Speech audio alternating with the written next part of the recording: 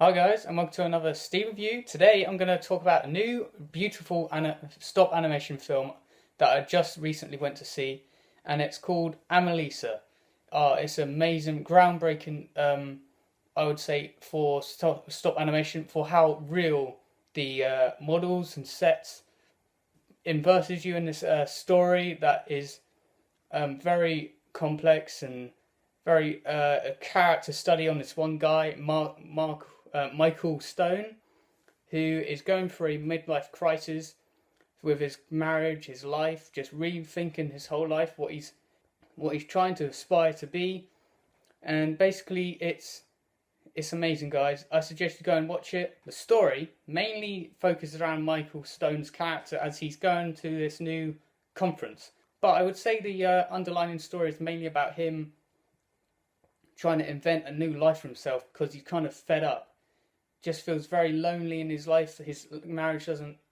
He has an unloving marriage with his wife and kids, who makes him go out and pursue this new life as he's trying to dig up from his past to make him feel better as he goes throughout his story. And it's a great film. I think it's definitely a beautiful stop animation, because I love stop animation films, because you have Wallace and Gromit, Mary and Max, which are both quirky little films, and now I just love watching them over and over again, like Well Rabbit and the original, and Wrong Trousers, which is a great one. I love the penguin, which is so funny.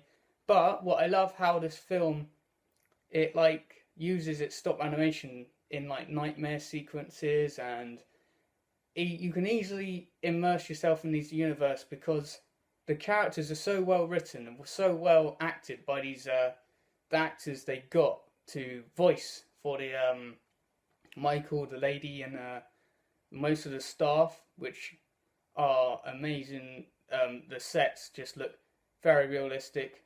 Because it looks so realistic, I think it doesn't really make sense because it to be in like photo, done this all in like acting, and they could have done this live action. It doesn't really have the same sort of feeling that it has it's taken advantage of its stop animation style, that because most stop animation are so obvious they're stop animation, like they're so in your face. This one, which I like about it, it's so subtle. You kind of have to dig a little deeper that it's actually stop animated, because if you look from afar it looks very realistic, and as I said, but I think that kind of is an advantage for this film, because I can't really find anything that is truly bad about it, because it's real. It looks very beautiful and realistic, and I love the lighting in some parts are just amazing.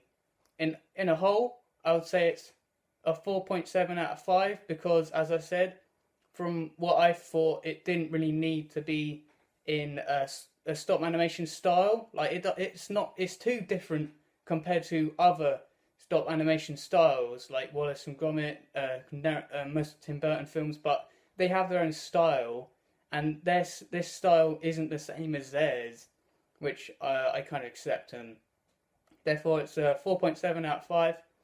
See you again for another Steve Reviews.